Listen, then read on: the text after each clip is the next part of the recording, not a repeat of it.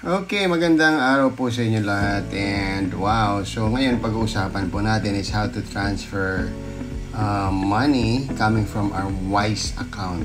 Okay, so this is my first time doing this. Kaka-receive ko lang po.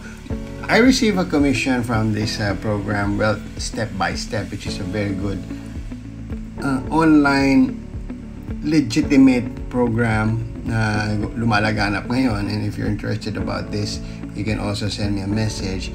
But again, that's not the purpose of this video. Ang purpose is paano ba mag-send? Okay, so paano ba natin ipo-pull out yan? And this 5,602 which was sent to me after 3 days of working. Very simple lang po yan, ano? Okay, so pinadala nila. So at first hindi ko maintindihan paano because walang laman. Sabi doon, there should be cash inside. Okay, now that it has, tingnan natin, gagawin natin ngayon actual, no? Okay, so pumasok po 5,602. It says Philippine pesos, okay, hindi siya dollars. Yung green, nakikita nyo po, send nakalagay, click natin yan. Okay, okay, palitan natin ng pesos and ilagay natin dyan ng 5,602. Remember, kailangan pala tanda mo. Okay, 5,602. Okay, may point something, hindi ko natandaan, pero okay lang. Pero mas maganda, 0.46 ba yan? Sige nga, kung tama yung memory ko. Oh yes, parang tama. Tinanggap niya eh. Okay, 5,602.4069 ko doon. Sabi niya, recipient gets 5,546. Uy, nabawasan.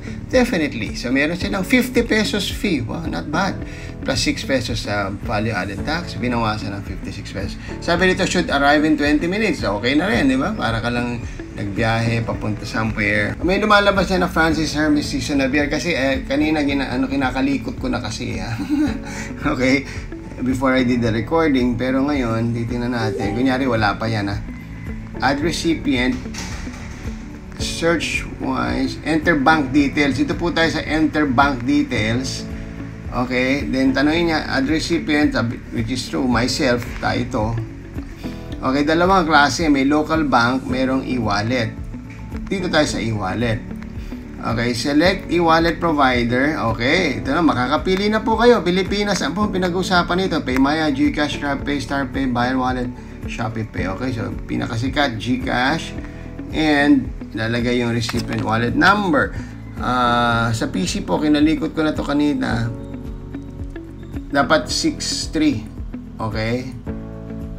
63917315962. Okay? Let's see. Okay, hindi po 0 ha. 63 ilalagay dyan. Okay, what's the reason for your transfer?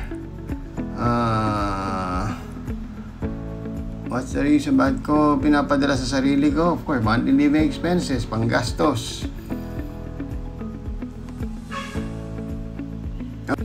Okay, so up to this point po, nag-stop na yung screen recording because ayaw ng Wise na i-process pagka naka-screen record or screenshot, no? So, ang gagawin nyo na lang po is just to click the confirm and send and dire-diretso na po yung process, no? You will receive a confirmation email telling you na in 15 minutes marireceive mo na yun. Alright, so ganun na po siya kadali and congratulations sa lahat na mga nagkaroon ng income because of this program, online, global, very simple. And send me a message lang po if you need more information. Thank you and God bless you.